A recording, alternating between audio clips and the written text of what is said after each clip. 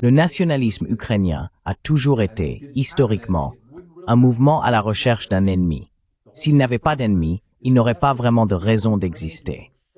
Tout le processus de Minsk vise à amener l'Ukraine à accepter le retour de Luhansk et Donetsk en Ukraine, mais avec certains droits à l'autonomie culturelle. C'est tout. Mais l'Ukraine n'a pas pu. L'aspect intéressant de tout ce processus, c'est que le gouvernement ukrainien actuel, c'est-à-dire à la fois Porochenko et Zelensky, n'a pas pu accepter même une autonomie culturelle limitée pour ces régions dans l'Ukraine moderne telle qu'ils l'envisageaient. Leur seule légitimité à l'intérieur du pays provient des nationalistes radicaux qui soutiennent une guerre totale, si nécessaire, jusqu'au dernier Ukrainien.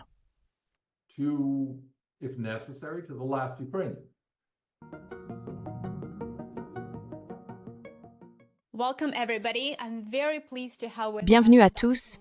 Je suis très heureux d'accueillir parmi nous le Dr Nicolas Petro. Le Dr Petro est un politologue éminent et professeur de sciences politiques à l'Université du Rhode Island. Le professeur Petro a écrit un livre fascinant intitulé « La tragédie de l'Ukraine », ce que la tragédie grecque classique peut nous apprendre sur la résolution des conflits. Professeur Petro, bienvenue. Merci beaucoup d'être avec nous aujourd'hui. Merci pour votre temps. Merci. C'est un plaisir d'être avec vous. Je dois dire que je suis très enthousiaste à l'idée d'avoir cette opportunité d'échanger avec vous, Dr Petro. Votre livre récent est absolument unique.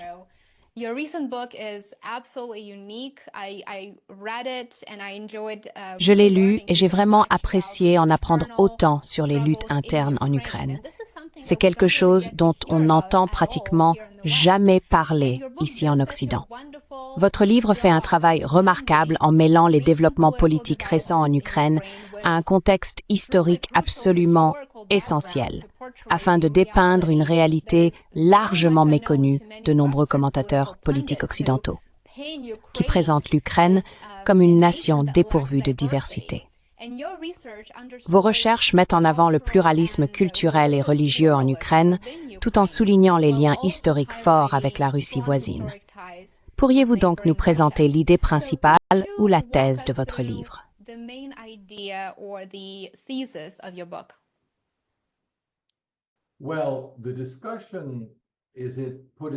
Eh bien, la discussion est placée dans le cadre de la tragédie grecque classique. Et c'est la première chose que je devrais définir. Car selon les Grecs, une tragédie est une situation qui survient à cause d'événements que vous avez vous-même créés, mais dont vous ne réalisez pas les conséquences. En d'autres termes, vous êtes l'auteur de votre propre tragédie. Et le fait de ne pas reconnaître à quel point vous contribuez à la situation dans laquelle vous vous trouvez constitue la tragédie elle-même. Et j'ai pensé, en observant, comme vous le soulignez à juste titre, la diversité de l'Ukraine, qu'il n'y a pas seulement deux grandes identités culturelles en Ukraine. Il existe de nombreuses autres variations mineures. Mais vous avez raison.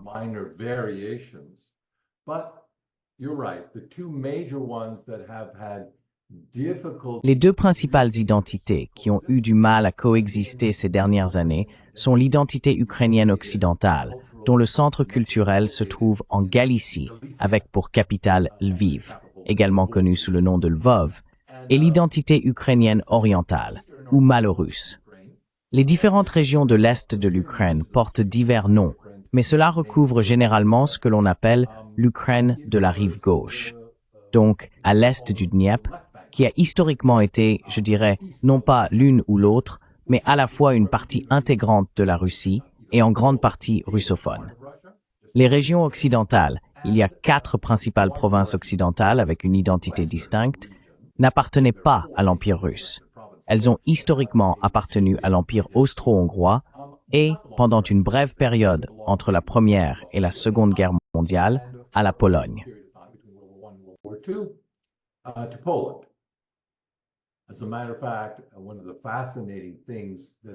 En fait, l'un des aspects fascinants que je souligne dans mon livre est que les origines mêmes, la recréation de l'État indépendant de la Pologne, ont coïncidé avec l'effort de l'Ukraine occidentale pour créer son propre État, tous deux émergeant de l'Empire austro-hongrois.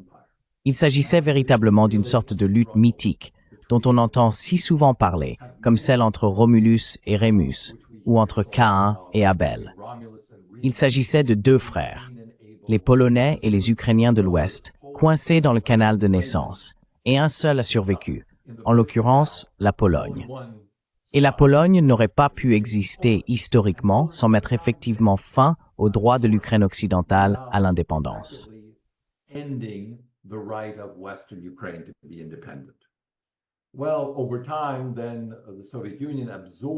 Eh bien, au fil du temps, l'Union soviétique a absorbé ce qui était l'Ukraine occidentale après 1939. C'est ainsi que ce conflit est né. Il est toutefois intéressant de noter que l'ennemi historique du mouvement nationaliste ukrainien durant l'Empire austro-hongrois et jusqu'en 1939 était la Pologne, et que les Ukrainiens considéraient les Russes, à bien des égards, comme des alliés pendant la Première Guerre mondiale. Mais une fois que Staline a occupé ces territoires de l'ouest de l'Ukraine, alors partie de la Pologne, et les a annexés, cette impulsion ou cette image de l'ennemi s'est déplacée de la Pologne vers l'Union soviétique. Depuis lors, je dirais que le nationalisme ukrainien a toujours été, historiquement, un mouvement en quête d'un ennemi. S'il n'avait pas d'ennemi, il n'aurait pas vraiment de raison d'exister.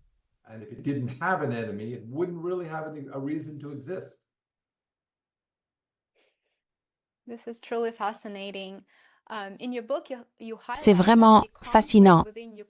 Dans votre livre, vous soulignez que le conflit en Ukraine existe depuis des générations, comme vous venez de le mentionner. Beaucoup de gens pensent qu'il a commencé en 2014 ou en 2022, mais selon moi, c'est à ce moment-là qu'il a commencé à être utilisé activement comme un outil par l'OTAN dans ce conflit par procuration avec la Russie. Vous avez écrit que les politiques nationalistes actuelles du gouvernement ukrainien font partie du conflit entre deux groupes d'Ukrainiens, comme vous l'avez mentionné, les Galiciens et les Malorossiens, qui se battent depuis des générations pour savoir lequel d'entre eux a le droit de définir ce que signifie être ukrainien.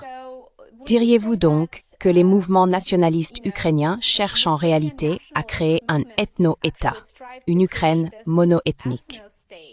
Et accepterait-il une Ukraine où il y aurait une certaine égalité entre les identités galiciennes et malorossiennes?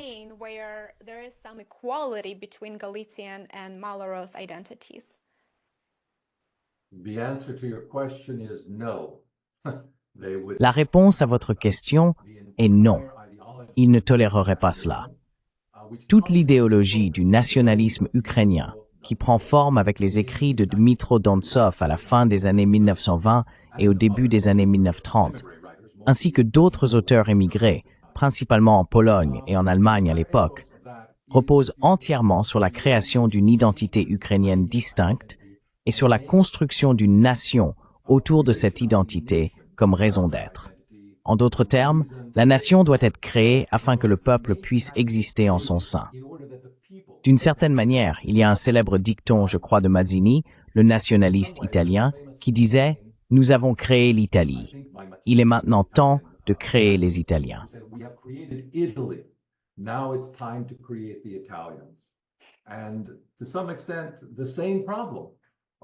Dans une certaine mesure, le même problème s'est posé pour l'Ukraine, car le seul groupe qui avait une conscience nationale plus clairement définie était celui des Ukrainiens de l'Ouest, qui avaient l'expérience, dans le cadre législatif du Parlement austro-hongrois, de créer constamment des partis politiques, dont beaucoup étaient alors qualifiés de partis russes, afin de tirer le meilleur parti des opportunités limitées offertes par l'Empire austro-hongrois à certaines nationalités pour développer un plus grand sentiment d'autonomie politique et culturelle.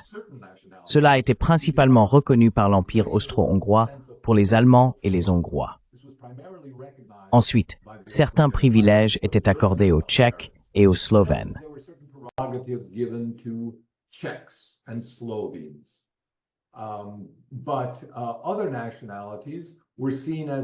Mais d'autres nationalités étaient perçues comme se trouvant sur un continuum, menant peut-être à une certaine forme de reconnaissance officielle. Mais tout cela s'est déroulé très lentement. Et finalement, l'Empire austro-hongrois lui-même s'est effondré sous le poids de ses nationalités en quête d'autodéfinition. L'une des dernières à se développer fut en fait l'identité nationale ukrainienne. Lorsqu'elle s'est formée à la suite de la Première Guerre mondiale, cela a en réalité conduit à une scission. Deux entités politiques ont été créées. La République ukrainienne autour de la Rada centrale à Kiev, dont l'objectif initial était le fédéralisme au sein de l'Empire russe et une relation étroite avec les autres Russes, selon leurs propres termes.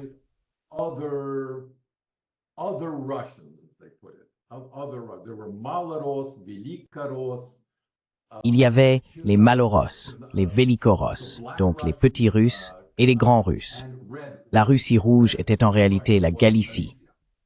Mais en même temps, un mouvement opposé émergeait de Lviv, la République nationale d'Ukraine occidentale, ou ZUN, comme on l'appelait. Ils avaient leur propre armée et leurs propres ambitions, et ils ne voulaient pas faire partie de l'Ukraine au départ. Ils voulaient leur propre république distincte, qu'ils considéraient comme la véritable ou la plus authentique Ukraine, par opposition à tout ce que j'ai mentionné sur la rive gauche, donc à l'est du Dniepr, qui pour eux n'était rien d'autre que la Russie.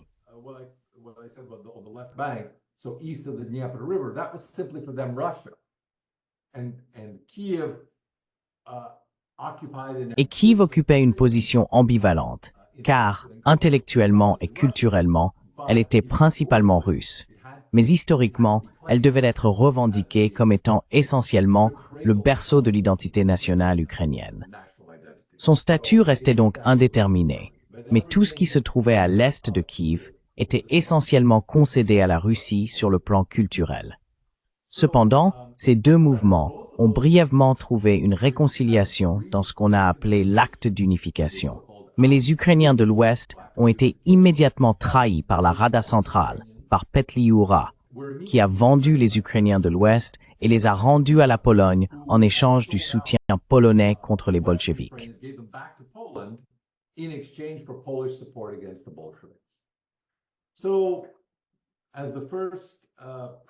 Ainsi, comme l'a dit à l'époque le premier président de la République ukrainienne, la République indépendante, il y a des querelles interminables entre Ukrainiens parce qu'ils n'arrivent pas à s'accorder sur qui ils sont, où se trouve leur territoire et précisément pourquoi ils se battent. Il existe un projet encore plus vaste que l'actuelle République d'Ukraine, l'Ukraine indépendante, qui inclut une grande partie du Kuban et les régions que l'Ukraine a récemment envahies. Ainsi, Kursk, l'oblast de Kursk, l'oblast de Belgorod. Certains nationalistes ukrainiens aspirent également à incorporer ces régions à l'Ukraine, ce qui est très déroutant quand on y pense, car d'un point de vue nationaliste, on ne souhaite pas diluer son identité fondamentale. Mais c'est précisément ce que ferait l'incorporation d'une grande partie de l'Est de l'Ukraine. Et surtout maintenant, des régions qui font partie de la Russie, au cœur historique nationaliste ukrainien des 4 régions de l'Ouest.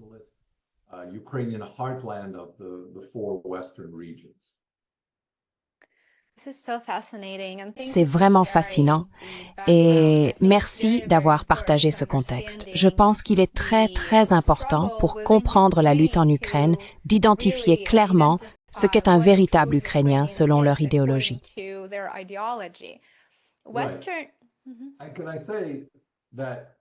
Puis-je dire que pour les Ukrainiens de l'Ouest, il s'agit d'une définition étroite qui tourne autour du fait d'être gréco-catholique et de parler l'ukrainien comme langue maternelle essentielle. C'est amusant qu'en Ukraine, ils n'utilisent pas le terme langue maternelle. Ils utilisent langue d'État, qui est la langue officielle. Moi-même, j'ai toujours trouvé étrange d'adopter l'idée que c'est l'État qui doit définir votre langue plutôt que votre communauté. Mais vous savez, c'est quelque chose auquel on s'habitue quand on vit là-bas. Et donc c'est une définition très adaptée aux personnes qui résident à Lviv, Tchernivtsi, Ivano-Frankivsk, et dans certaines parties de j'oublie, Volhynie, oui, et dans certaines parties du sud de la Volhynie, toujours.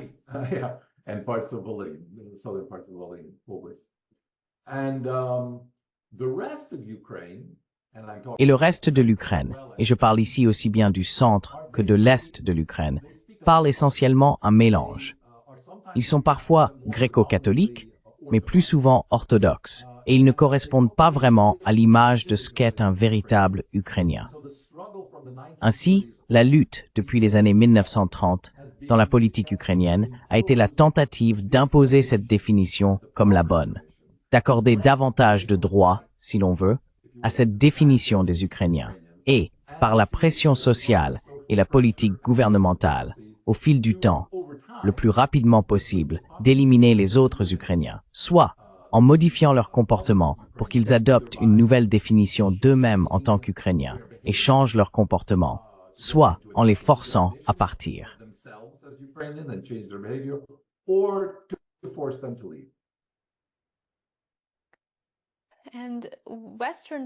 Et les experts occidentaux présentent le conflit entre l'Ukraine et la Russie sans bien sûr aborder ces questions fondamentales que vous venez d'expliquer, les deux identités ukrainiennes. Si l'on retirait la Russie de l'équation, le conflit interne ukrainien existerait-il encore aujourd'hui?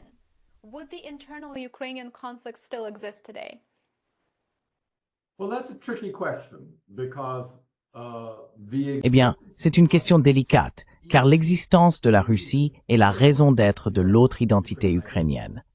En d'autres termes, il existe deux autres façons de décrire une grande partie de la population ukrainienne, en dehors des Galiciens ou des Ukrainiens. Historiquement, on les appelait les Malorosses, ou Petits Russes, ou encore les Yuzhno-Rossiyan, c'est-à-dire les Russes du Sud. Et si l'on met de côté les événements de la guerre de la dernière décennie, ces deux appellations ont progressivement disparu, ces deux définitions. Mais historiquement, elles étaient les définitions prédominantes tout au long des XVIIIe, XIXe et début du XXe siècle, et étaient d'usage courant.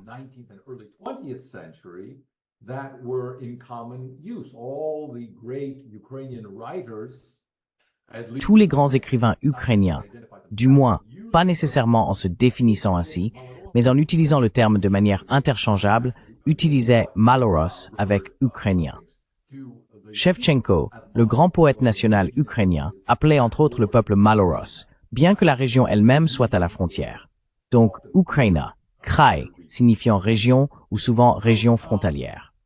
Ainsi, l'existence de la Russie est la raison du contrepoint à l'identité nationaliste.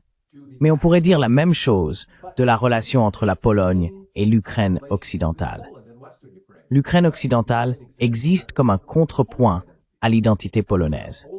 Et la Pologne considère les 4 régions occidentales comme... comment ça s'appelle déjà? Bref, les territoires de l'Est.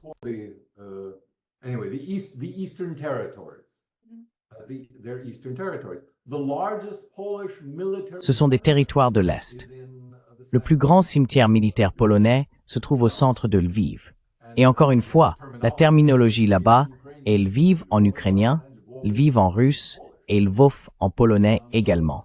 Il est donc intéressant de voir la Pologne soutenir le gouvernement ukrainien actuel pour sa position anti-russe. Mais comme nous le savons, toute personne qui suit la politique polonaise sait que le mouvement nationaliste polonais a une très mauvaise réputation en Pologne en général, ainsi que dans la politique et l'histoire polonaise. L'une des revendications traditionnellement formulées par le Parlement polonais est la reconnaissance du génocide des Polonais par les nationalistes ukrainiens de l'Ouest au début des années 1940, le massacre de Volhynie.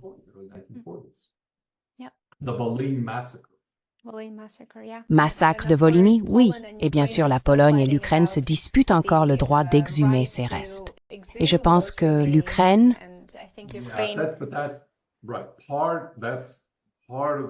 Exactement. Cela fait partie d'une histoire plus vaste. Je ne pense pas que l'exhumation soit simplement la dernière étape de la reconnaissance de cette histoire. Et le débat historique s'est enlisé sur cette question de la reconnaissance, car une fois que le génocide ou le massacre est reconnu, on peut alors traiter les restes exhumés avec respect. Mais il semble que les deux parties soient réticentes. Elles n'arrivent pas à se mettre d'accord sur la question de la responsabilité, sur qui porte essentiellement la faute de ces événements.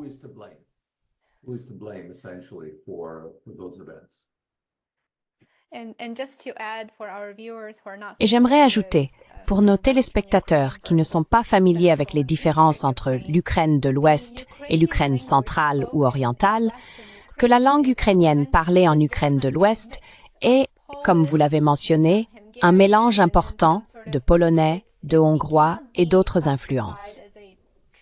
On ne peut pas vraiment la qualifier de véritable langue ukrainienne car elle est fortement marquée par la culture et la langue polonaise. Je pense donc qu'il y a souvent une incompréhension. On croit que ce que représente aujourd'hui l'Ukraine de l'Ouest, c'est la vraie Ukraine, alors qu'en réalité, c'est un mélange très marqué de son passé historique, comme vous l'avez souligné.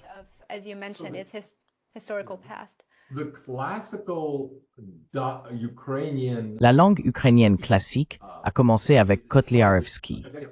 Kotlyarevski a essentiellement donné le ton à l'ukrainien classique. Il était originaire de Poltava, qui se trouve à l'est du Dniepr. L'effort visant à établir un véritable discours ukrainien, qui se reflèterait sur une grande partie du territoire sud de l'Empire russe, a été entrepris par l'Université de Kharkiv, l'Université impériale de Kharkiv, et bien sûr, avec le soutien des cercles libéraux de la cour de Saint-Pétersbourg. Ils l'ont encouragé non pas pour des raisons séparatistes, mais comme un moyen de renouer avec les racines d'une ancienne tradition proto-slave. C'est aussi un aspect important de ce discours à retenir.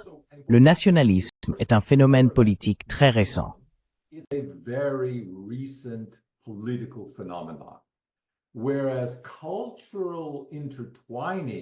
Alors que les entrelacements culturels et les origines de ce que nous considérons aujourd'hui comme des nationalités distinctes se sont en réalité mêlés et n'ont commencé à émerger de façon plus nette qu'à partir du XVIIe siècle.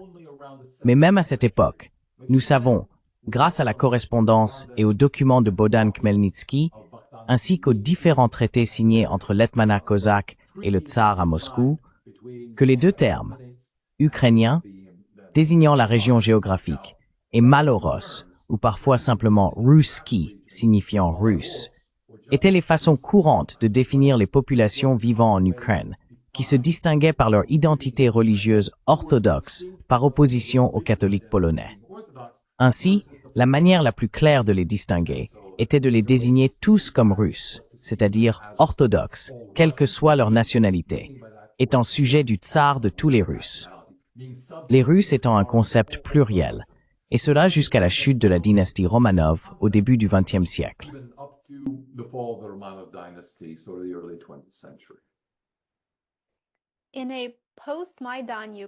Dans l'Ukraine post-Maïdan, quel rôle les gouvernements des anciens présidents ukrainiens Porochenko et Zelensky ont-ils joué dans la promotion de l'identité galicienne, probablement au détriment de la reconnaissance de l'autonomie de millions d'Ukrainiens vivant dans le sud, l'est et le centre du pays, comme vous l'avez souligné?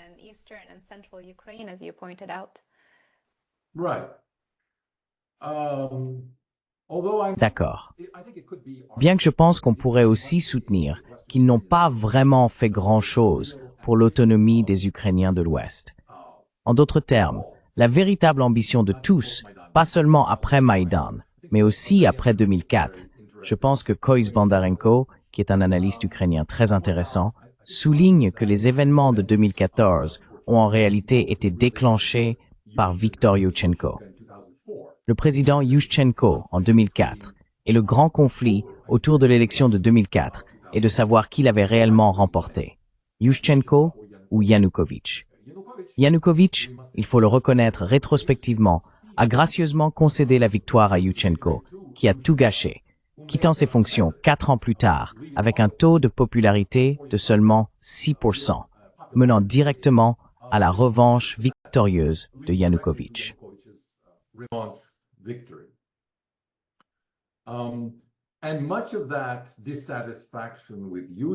Et une grande partie de cette insatisfaction envers Yushchenko provenait de son insistance à mettre en avant la composante ukrainienne occidentale de l'identité multinationale ukrainienne, au détriment de toutes les autres identités.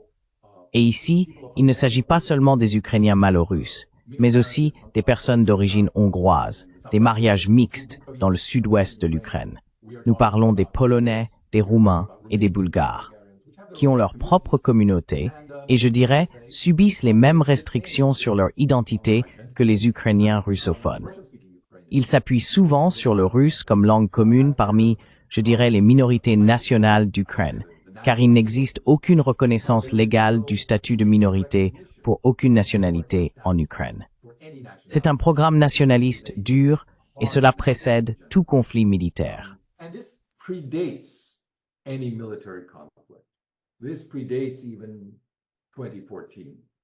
Cela remonte même avant 2014.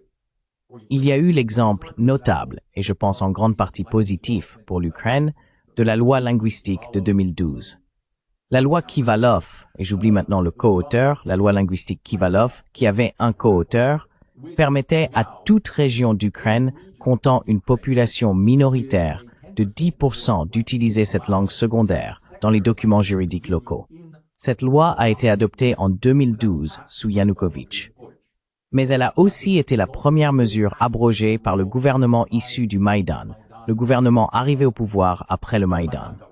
Cela a beaucoup surpris dans les cercles occidentaux, et ils ont tenté d'en minimiser l'importance, mais cela en dit long sur la nature du Maïdan.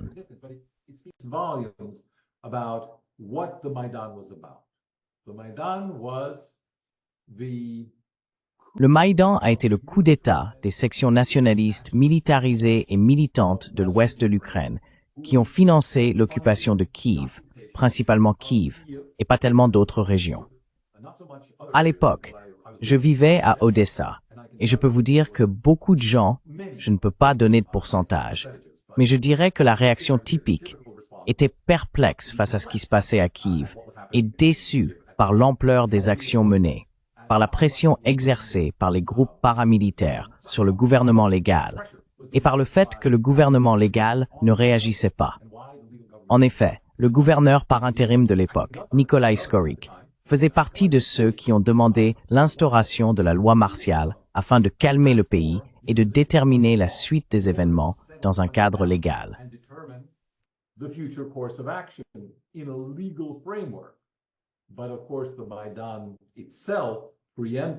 Mais bien sûr, le Maïdan lui-même a anticipé cela et a empêché, je dirais, toute forme de réconciliation politique.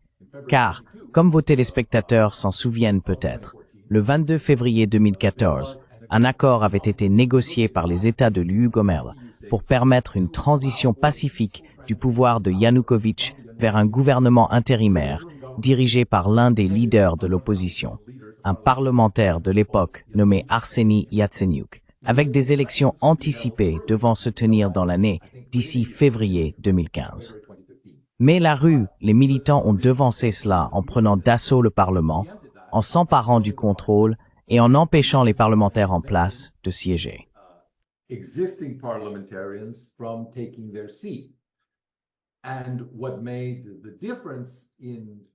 Et ce qui a fait la différence dans la réussite de ce coup d'État, c'est que les gouvernements occidentaux qui avaient signé et ratifié cet accord ont déclaré, dès le lendemain, qu'ils ne le défendraient pas. Et Yanukovych, entre-temps, ce jour-là, le lendemain, était parti pour un rassemblement politique à Kharkov. Et à Kharkov, il a été démis de ses fonctions et personne n'a pris sa défense, ce qui aurait été à ce moment-là la défense de l'ordre constitutionnel. Malheureusement, les gens y ont vu une défense de Yanukovych lui-même. Et c'est regrettable, car si les dirigeants politiques avaient eu la clairvoyance, à l'époque, de défendre la transition constitutionnelle du pouvoir, probablement rien de tout cela ne serait arrivé. Est-il juste de dire que Yanukovych a été le dernier président ukrainien élu démocratiquement?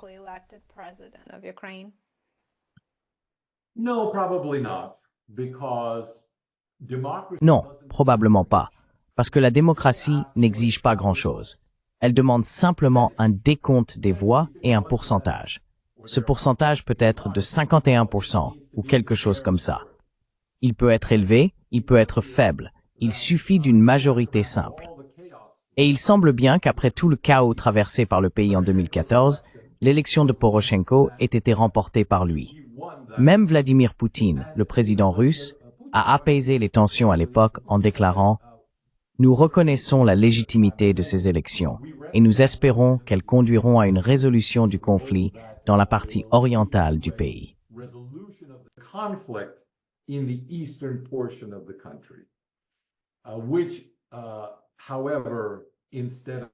Ce que, cependant, au lieu de résoudre, Poroshenko a institué, je devrais dire poursuivi, ce que son prédécesseur par intérim, Alexandre Turchinov, avait instauré comme opération antiterroriste. Une opération antiterroriste dans les oblasts de Louhansk et de Donetsk. Puis 2 ans plus tard, il a de nouveau changé la désignation de l'opération antiterroriste pour en faire une défense pure et simple de l'Ukraine. Donc, je pense qu'il s'agissait simplement d'une opération militaire et que la Russie a été désignée rétroactivement comme la raison du lancement de cette opération militaire, alors qu'elle n'avait pas été lancée contre la Russie, mais comme une opération antiterroriste contre les insurgés de l'époque à Donetsk et Louhansk. Et ensuite, il y a eu toutes sortes d'escarmouches.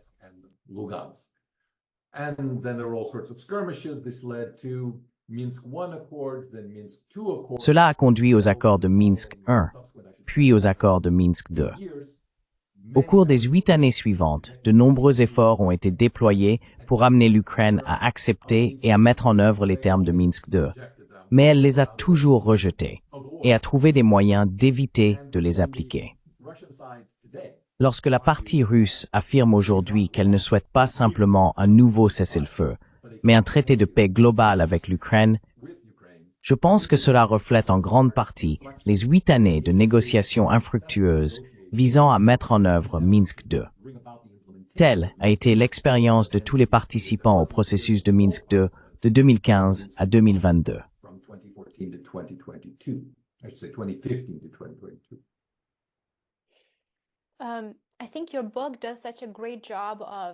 Je pense que votre livre fait un excellent travail en abordant les origines du mouvement d'extrême droite en Ukraine, et c'est certainement l'un des sujets principaux en ce moment. Vous avez souligné que l'extrême droite ne se considère en aucun cas comme subordonnée au gouvernement, mais plutôt comme un instrument parallèle de contrôle populaire. Tant que Kiev suit la voie du développement galicien, l'extrême droite est satisfaite et il n'y aura pas, en gros, un autre coup d'État ou une tentative de coup d'État. Bien sûr, cela sape les principes d'une démocratie libérale, puisque dans l'Ukraine post-Maïdan, le pluralisme culturel et la liberté d'expression, qu'elle soit culturelle ou religieuse, ont littéralement été persécutés. La montée de l'extrême droite est bien entendu un sujet à part entière, mais peut-être, très brièvement, pourriez-vous nous expliquer comment cette transformation, le processus de transformation d'un mouvement galicien marginal en une structure de pouvoir de l'ombre dans l'Ukraine moderne a eu lieu?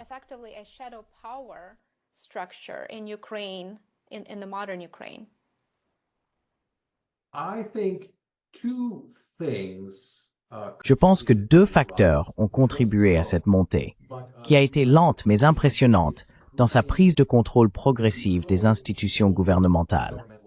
Le premier est le financement provenant de sources ukrainiennes occidentales, ou plutôt, je devrais dire, de sources issues de l'émigration, donc des émigrés ukrainiens.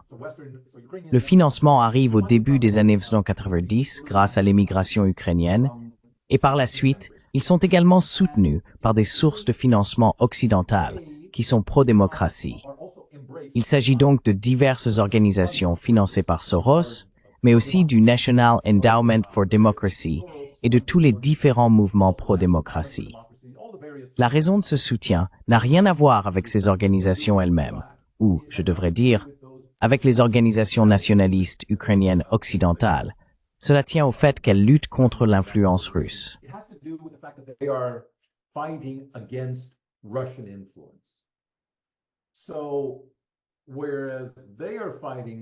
Ainsi, alors qu'ils luttent principalement contre l'influence culturelle russe, ce qui signifie qu'ils combattent ou tentent également de réprimer l'impact sur la politique ukrainienne d'autres Ukrainiens, en particulier ceux qui sont majoritairement russophones ou qui ont une affinité avec la Russie, cette identité même les rend, aux yeux de ces organisations occidentales, soi-disant pro-russes.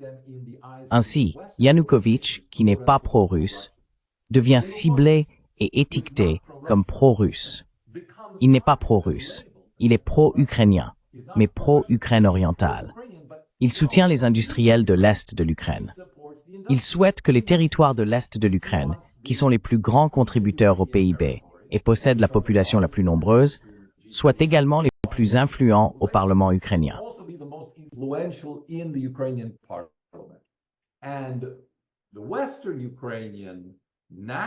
Les nationalistes ukrainiens de l'Ouest utilisent cet argument pour obtenir un soutien politique et financier de l'Occident, en qualifiant simplement tout ce qui se trouve à l'est du Dniepr de pro-russe ou d'exemple de l'influence russe. Et bien sûr, ce n'est absolument pas le cas. Il s'agit simplement de la réalité historique de l'Ukraine orientale telle qu'elle a existé, je dirais, depuis des temps immémoriaux. C'est donc cette influence qui a été déterminante dans la montée en puissance progressive, ce qui a conduit, selon moi, en 2010 à l'émergence du parti Svoboda. Mais en réalité, il existe des définitions très complexes et nuancées pour les initiés sur ce que signifie Svoboda.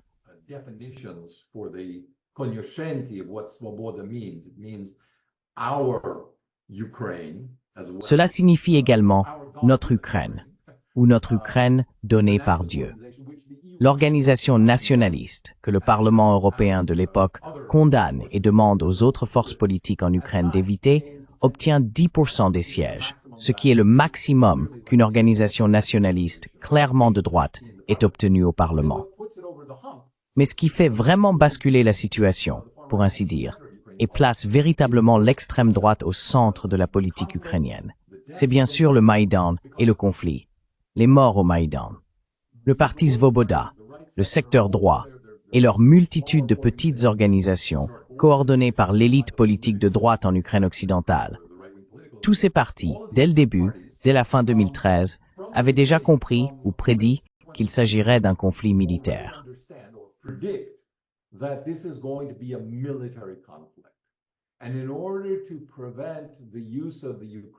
Et afin d'empêcher l'utilisation de la police ukrainienne et des forces de police militarisées contre les partisans du Maïdan, ils savaient qu'ils devaient s'armer eux-mêmes. Et en effet, ils ont fait passer des armes en contrebande à Kiev. Ils ont saisi des arsenaux dans toute l'Ukraine occidentale et ont commencé à établir une résistance militaire qui s'est révélée en janvier et février. À la fin janvier, il y a eu les premières confrontations avec des morts et des fusillades, puis les fusillades de février également. Cela résultait du fait qu'il y avait deux entités militaires bien armées qui s'affrontaient à Kiev même. Le reste de l'histoire du Maïdan et du conflit dans l'est de l'Ukraine n'est que le prolongement de ce conflit militarisé de Kiev au reste du pays. Heureusement, il y a eu des régions où cela a été évité. Heureusement à Odessa, dans la majeure partie du sud-ouest et de l'ouest de l'Ukraine, car la population russe locale y avait déjà été essentiellement et efficacement réprimée.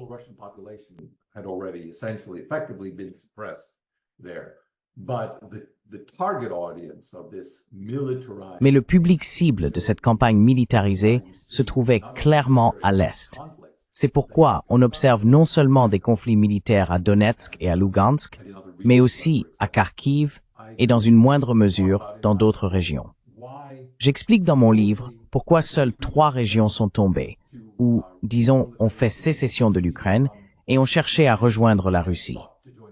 Il s'agit donc de Lugansk, Donetsk et de la République autonome de Crimée.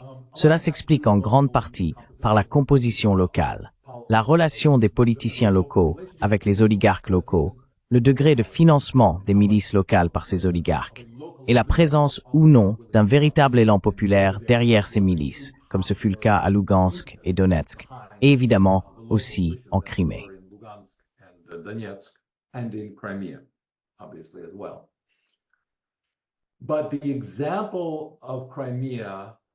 Mais l'exemple de la Crimée, la transition sans effusion de sang, était aussi l'idéal que les insurgés de Luhansk et Donetsk recherchaient.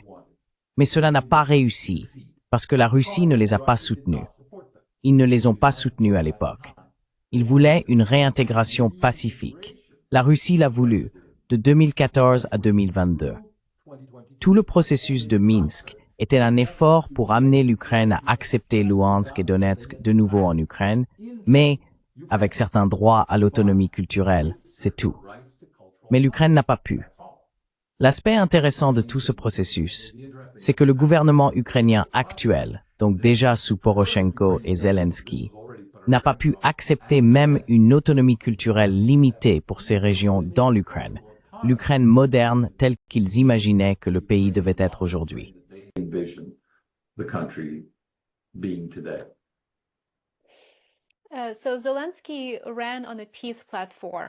Donc Zelensky s'est présenté sur une plateforme de paix et il est russophone. Il a grandi à Kryvyi Rog, qui est une ville russophone et un grand centre industriel. Quand on regarde les interviews qu'il donnait à l'époque, il parlait de mettre fin à la guerre dans le Donbass, de réunification et de l'importance de permettre aux Ukrainiens russophones de parler russe. Bien sûr, cela a complètement changé et maintenant sa rhétorique est totalement différente. Elle est très russophobe, mais elle vise aussi les Ukrainiens, des millions de citoyens ukrainiens qui, tout comme lui, ont grandi en parlant russe. Pour moi, ça signifie que le mouvement d'extrême droite, cette idéologie galicienne, a vraiment transformé et eu un impact majeur sur la politique ukrainienne. Quelle est la puissance du mouvement d'extrême droite dans l'Ukraine de Zelensky aujourd'hui?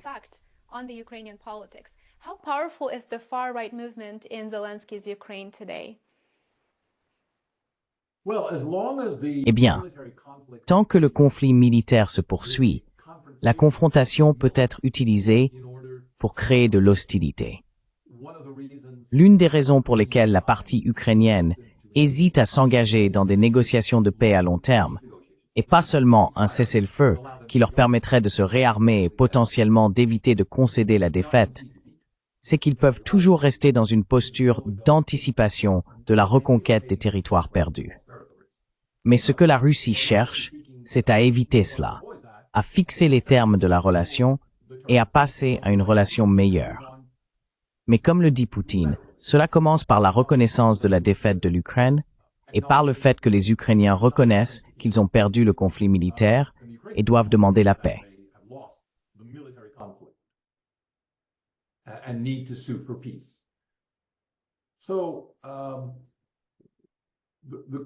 Donc, la question, telle que je la comprends, que vous posez, est pourquoi poursuit-il cette politique?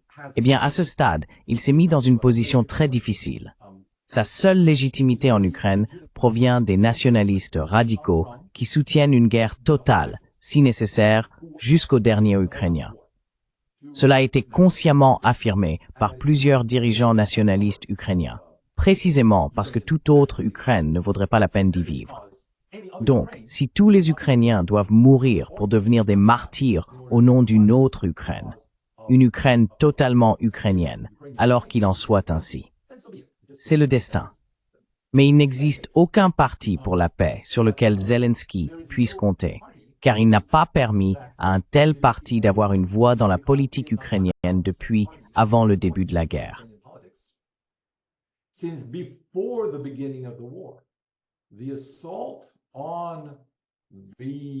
L'attaque contre les médias populaires en Ukraine orientale, et donc numériquement, les médias les plus populaires d'Ukraine, a commencé début 2021 avec les sanctions internes qu'il a lui-même imposées, ou disons, que le Conseil national de sécurité et de défense a recommandé puis qu'il a signé, contre Viktor Medvedchuk, un oligarque ukrainien en vue, homme politique et ancien chef de cabinet du président ukrainien Kuchma, ainsi que contre plusieurs autres médias politiques ukrainiens.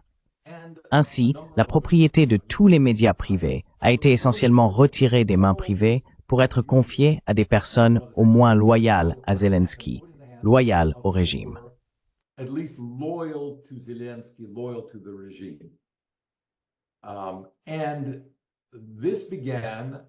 Cela a commencé et cela a accentué ou accéléré les hostilités dans l'est de l'Ukraine, et je dirais a permis une transition plus facile dans les premiers jours, ou plutôt les premiers mois, du conflit militaire en 2022, pour simplement tout nationaliser.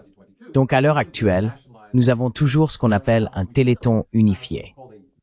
Il n'y a qu'une seule source d'information pour tout le pays, Et tous les autres, commentateurs, blogueurs, je ne dirais pas qu'il y a beaucoup de journalisme, mais essentiellement des blogueurs sur Internet, le font à leur propre risque. Tous les médias indépendants ont soit été fermés, soit contraints de s'exiler.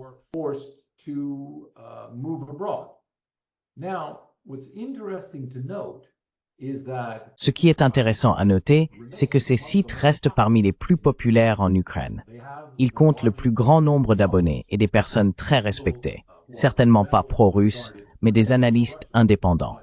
Je pourrais citer ici des noms comme Sergei Datsyuk, Andrei Yermolayev, Alexei Arestovich, qui a lui-même été conseiller de l'ancien président Zelensky, Andrei Balmeser et Kostya Bondarenko, entre autres. Tous font partie des analystes politiques les plus écoutés. Ce que j'apprécie chez eux, c'est qu'ils ne se contentent pas de parler de l'actualité. Ces personnes en particulier essaient de replacer ces événements dans un contexte plus profond de l'histoire et de la conscience ukrainienne, ce qui les rend particulièrement intéressants à mes yeux.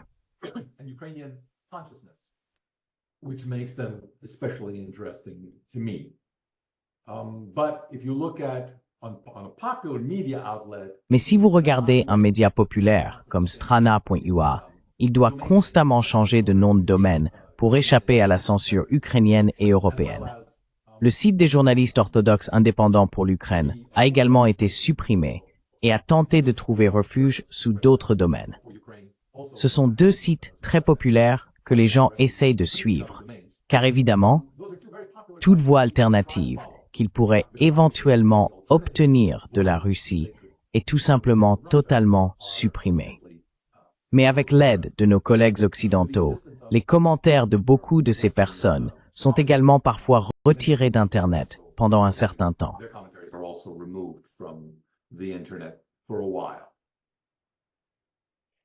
De quelle manière peut-on identifier des millions de personnes en Ukraine et qu'elles font qui vont s'identifier une dernière mais malheureuse?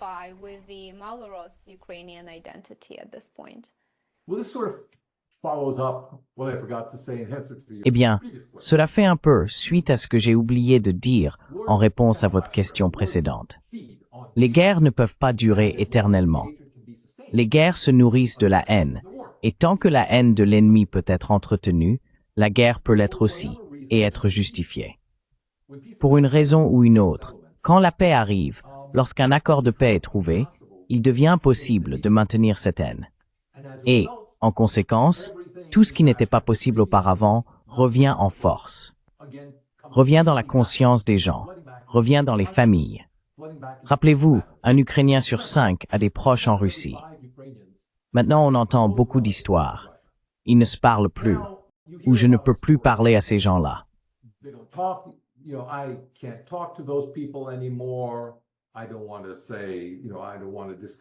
Je ne veux pas dire, vous savez, je ne veux pas discuter de politique. Nous avons pris des chemins différents. Très bien. C'est compréhensible dans un contexte de guerre. Mais après 1 an, 2, 3, 5, que faites-vous quand votre jeune fils vous demande « Qu'est-il arrivé, vous savez, à l'oncle à Tambov ou ailleurs? Pourquoi n'avons-nous jamais de ces nouvelles? Est-ce que je peux aller lui rendre visite ?» Toutes les réalités humaines refont surface. Il n'y a rien de particulier à cela. Cela s'est produit dans toutes les guerres. J'aime rappeler aux téléspectateurs américains en particulier que nous avons eu 10 grands conflits militaires avec le Mexique. Et alors, nous avons pris plus de la moitié du pays. La moitié du territoire mexicain est aujourd'hui l'ouest des États-Unis. Et alors?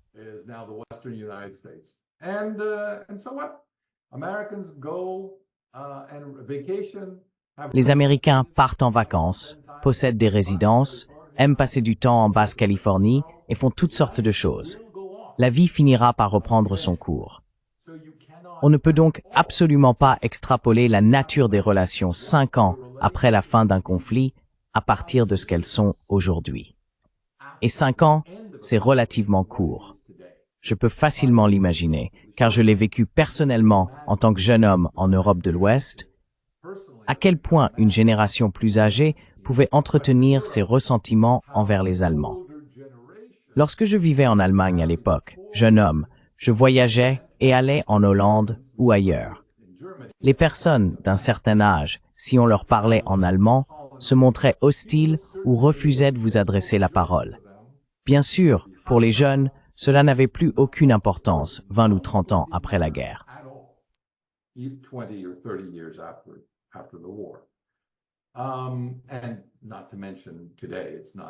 Et sans parler du fait qu'aujourd'hui, c'est à peine un sujet reconnaissable.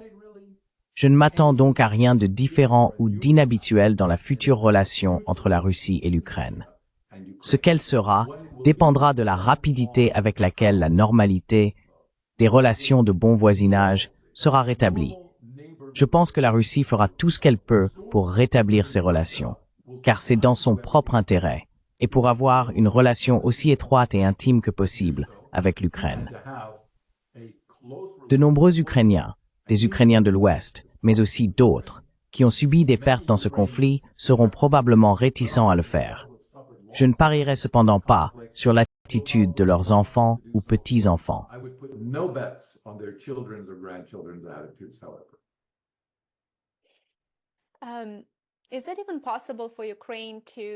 Est-il même possible pour l'Ukraine d'exister en tant que nation prospère sans se réconcilier et rétablir des liens avec la Russie?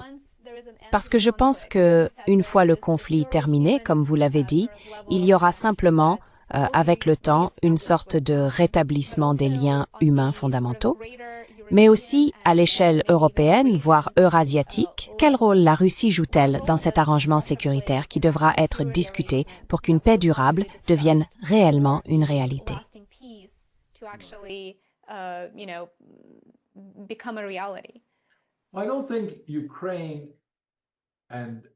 Je ne pense pas que l'Ukraine et ses choix soient réellement la cause des dilemmes de sécurité de la Russie. C'est plutôt la position adoptée par l'Alliance Atlantique tout au long des années 90.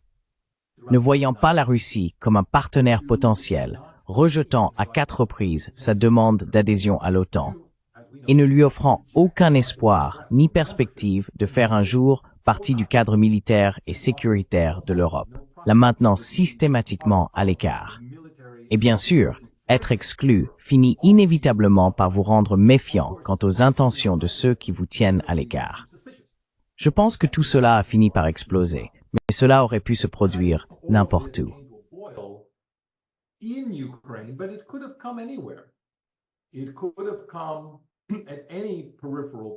Cela aurait pu se produire à n'importe quel moment périphérique, si le même effort avait été déployé par l'OTAN pour totalement absorber et transformer l'Ukraine en un bastion anti-russe, pour construire, comme nous le savons, des bases de l'OTAN dans le sud, avec des financements britanniques, des bases navales qui remettraient en cause la suprématie de la Russie en mer Noire.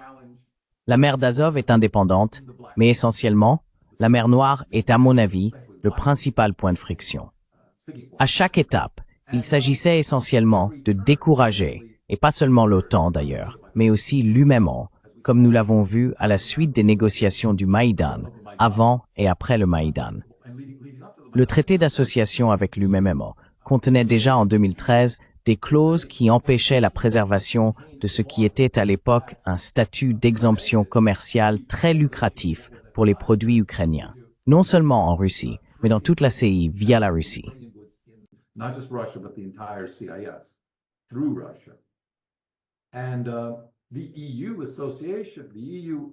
Et l'association avec l'UMMO a insisté pour que l'Ukraine renonce à ce privilège et ne se tourne que vers l'UMMO.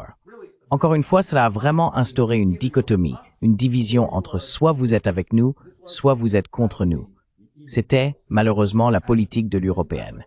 Et l'impact net, selon moi, a été d'affaiblir considérablement la position internationale de l'UMMO et de fracturer l'unité européenne. Je ne pense même pas que cela ait vraiment servi l'OTAN, car je ne crois pas que la sécurité d'un pays se mesure au montant dépensé en armement, mais plutôt à la cohésion de l'Alliance. J'ai dit il y a quelques années qu'il n'existe aucun exemple dans l'histoire d'un pays prospérant en faisant d'un voisin beaucoup plus grand et plus riche son ennemi. C'est simplement du bon sens. Et je pense que vous ne pouvez pas trouver d'exemple historique de cela.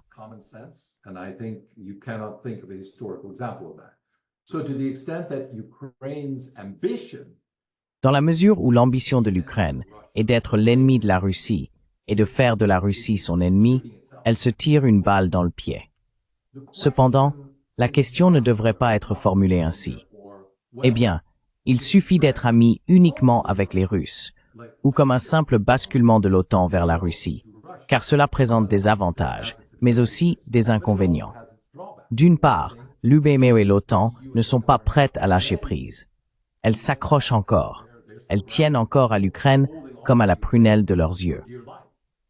La solution optimale, et je pense d'ailleurs que c'est la meilleure façon d'aboutir à un règlement négocié, serait que toutes les autres parties se retirent et laissent les Ukrainiens et les Russes traiter directement entre eux. Je pense que cela conduira au meilleur résultat.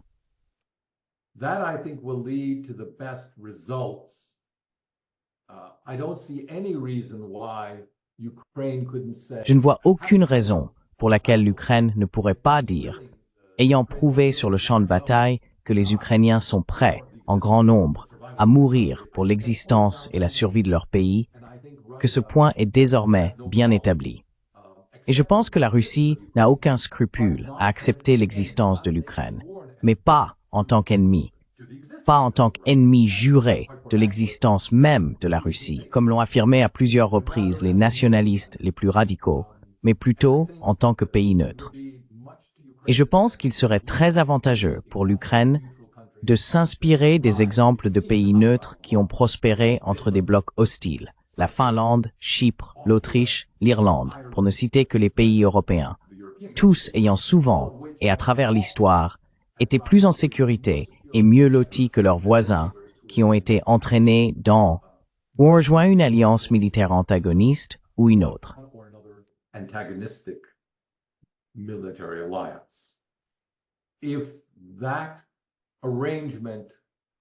Si un tel arrangement pouvait être réalisé, je pense qu'il n'y a aucune raison de supposer que l'Ukraine ne pourrait pas tenir bon et affirmer son indépendance, sa véritable souveraineté, tant vis-à-vis de l'Europe que de la Russie, en sollicitant les faveurs des deux parties, de manière égale, et en les opposant habilement l'une à l'autre, comme Yanukovych essayait de le faire en 2013. À la fin de 2013, dans l'accord d'association avec l'UMER, cela aurait conduit à une expansion et une manifestation optimale de la souveraineté ukrainienne. Et je pense que c'est probablement encore la meilleure voie que l'on pourrait recommander à l'Ukraine.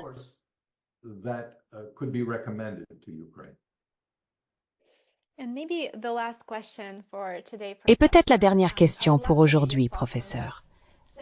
J'aimerais beaucoup avoir votre avis à ce sujet. Les négociations de paix entre les États-Unis et la Russie semblent être au point mort. Alors que les États-Unis affirment vouloir la paix, ils sont également très impliqués dans le conflit et continuent de fournir des armes à l'Ukraine. L'Europe, quant à elle, affiche clairement ses intentions. Elle pousse à la poursuite du conflit. Quel est votre point de vue sur l'état actuel des pourparlers de paix et, selon vous, quelles sont les chances de voir des avancées significatives dans un avenir proche?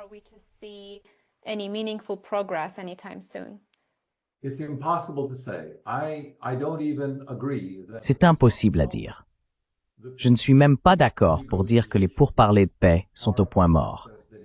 Les négociations de paix sont un processus qui inclut des postures diplomatiques. Et les postures diplomatiques que nous voyons actuellement, oh non, c'est inacceptable. Au fait, retrouvons-nous à Genève le mois prochain pour en discuter, mais en privé, pas en public. Les postures publiques vont durer longtemps. J'ai oublié combien de temps ont duré les négociations entre les États-Unis et le Nord-Vietnam, mais je me souviens de l'absurdité qui a entouré les premiers mois, à propos de savoir si nous devions nous asseoir à une table carrée ou ronde, qui devait serrer la main, qui disait quoi à qui.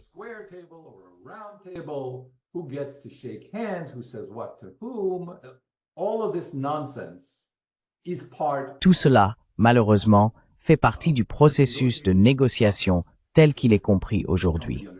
Et cela en dit très peu sur les discussions qui se déroulent en coulisses, par des canaux officieux, dont nous ne saurons rien avant très longtemps. Nous en entendrons des rumeurs qui ne seront pas confirmées. Cependant, un beau matin ensoleillé, nous nous réveillerons et découvrirons qu'un protocole d'accord a essentiellement été conclu et que tout le monde y adhère plus ou moins. Et les personnes qui, le mois dernier, ne pouvaient pas imaginer faire une telle chose, proclament aujourd'hui leur victoire.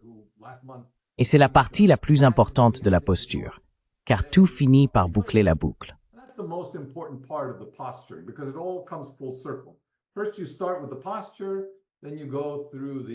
D'abord, on commence par les postures, puis on passe par les marchandages, les négociations ardues, et on revient finalement aux postures.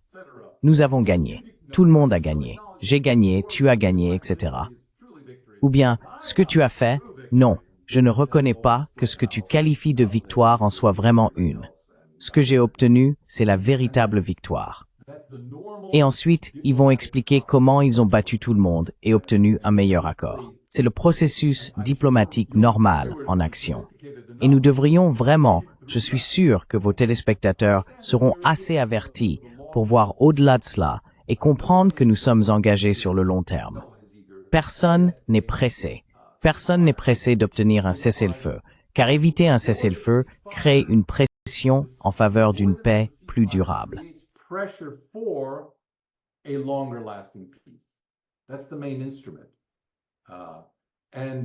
C'est le principal instrument.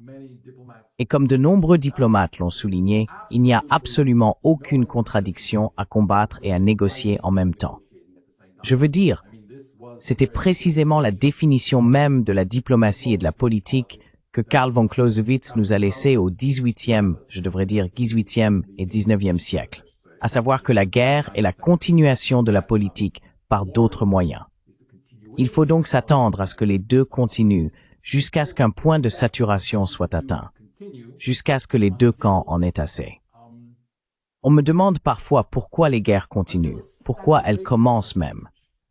Je veux dire, ça semble être une si mauvaise chose. C'est là que les gens se trompent. Mes étudiants se trompent souvent. Les gens veulent des guerres. Les gens tirent profit des guerres.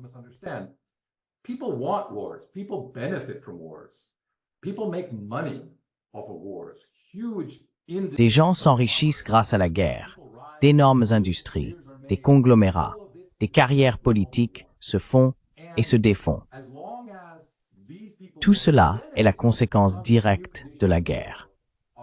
Et tant que ceux qui profitent de cette nouvelle situation de guerre en tirent des bénéfices, ils n'ont guère de raison de s'arrêter, de faire volte-face.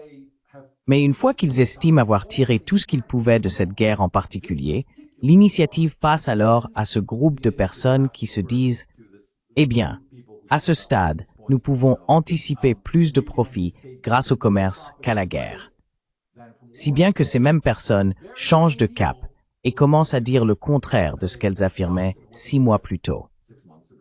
Et encore une fois, c'est malheureusement ainsi que les choses se passent en réalpolitik, dans le monde réel.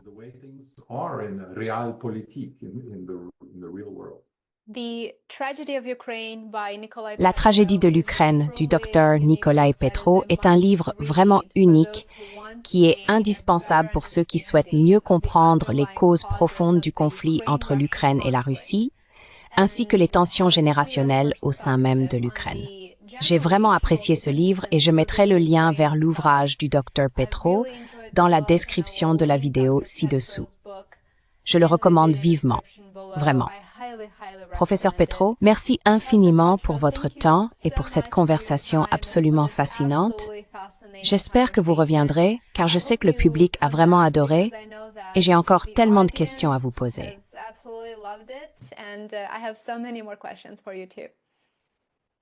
Merci beaucoup. Je suis toujours disponible. Merci.